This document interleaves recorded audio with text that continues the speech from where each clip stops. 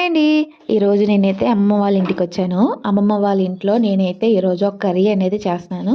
అది మీ అందరికీ తెలిసిందే. కానీ నా స్టైల్‌లో ఎలా చేస్తున్నాను అనేది మీకిప్పుడు చూపిస్తున్నాను. అదే కోడిగుడ్డు పులుసండి. అయితే ఇప్పుడు మా చెల్లొచ్చేసి దానికి కావాల్సినయన్నీ కట్ చేసేస్తాను. ఉల్లిపాయలు, టమాటాలు, పచ్చిమిర్చి ఇయన్నీ అయితే మా చెల్లె కట్ చేసి ఇచ్చింది. అయితే ఇప్పుడైతే కళాయిలో కొంచెం ఆయిల్ వేసేసుకొని బాగా వేడెక్కిన తర్వాత ఈ ఉల్లిపాయలైతే వేసేసుకొని ముందుగా ఆనియన్స్ అన్నీ ఫ్రై చేసేసుకోవాలి.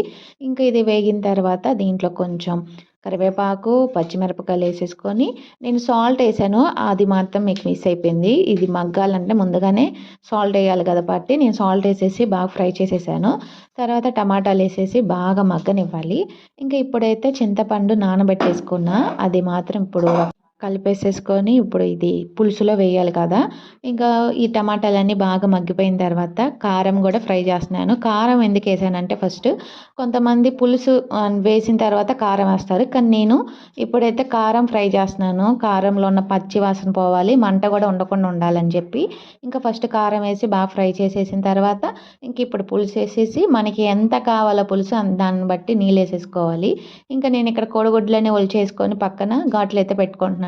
నాకు కోడిగుడ్లో ఘాట్లు పెట్టుకుంటేనే చాలా ఇష్టం అండి. ఇంకా ఇప్పుడైతే ఇలా పెట్టేసుకొని ఆ పులుసులో వేసేసుకున్నాను మొత్తము. అప్పుడైతేనే గుడ్డు లోపల కూడా చందమామ అంటారు కదా, సొన ఏదో అంటారు, దానికి కూడా జ్యూసీగా చాలా బాగుంటుంది లోపల. ఇంక ఇప్పుడైతే నేను మొత్తం వేసేసుకొని ఒక తిప్పేసాను అవన్నీ.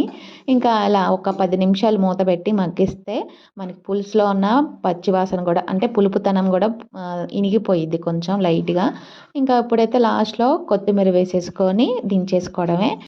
అంతే అండి. పులుసయిపోయిద్ది. కొంతమంది ఏం చేస్తారంటే కోడిగుడ్డు పులుసులో అల్లం చిన్నుల్లిపాయ పేస్ట్ ఏస్తారు.